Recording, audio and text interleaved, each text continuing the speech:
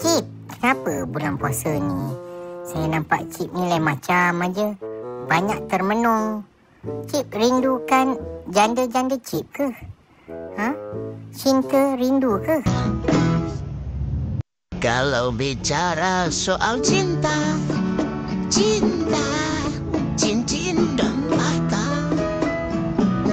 Kalau bicara soal rindu, rindu, rintangan yang syadu. Telah lama tanpanya,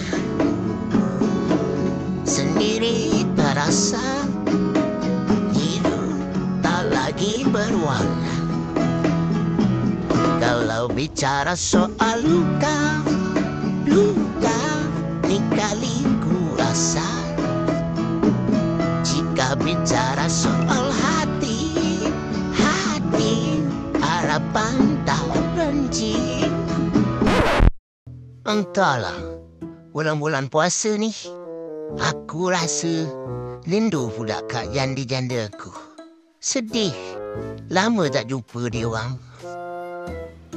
Alamak, apa barang Cip? Apa nak Cip ni? Nak rindu-rindu? Tak rock lah. Ayu tak faham lagi dah. Apa itu arti cinta? Alamak, engkau budak-budak baik, engkau tak payah tahulah.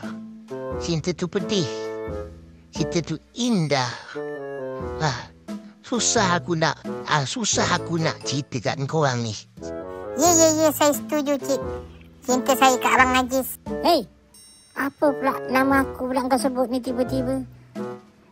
Ya Cip, cinta saya tak dibalas dengan sempurna. Benci kau. Saya pun sedih. Sedih ya. Ajak tengok wayang pun tak nak.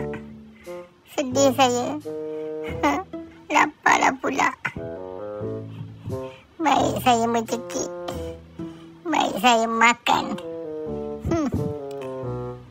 Bila kita fresh kita makan. Nyam. Makan lagi sedap.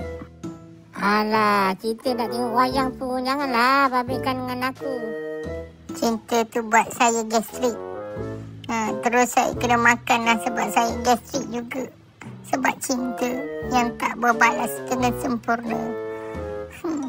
Sedap pula kucing menangis ni. Biarlah saya menggemukkan diri fresh akibat cinta.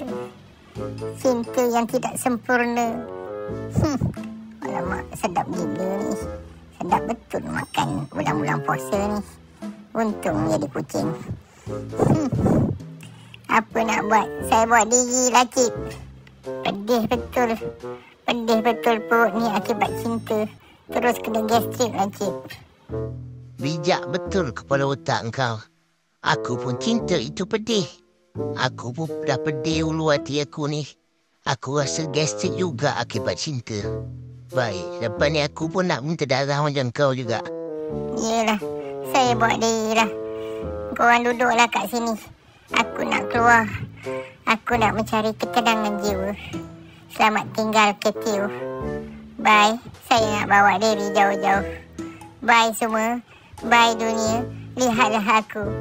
Bye. Bye-bye ni pun aku nak pergi ke mana ni? Boleh lah. Selamat tinggal dunia.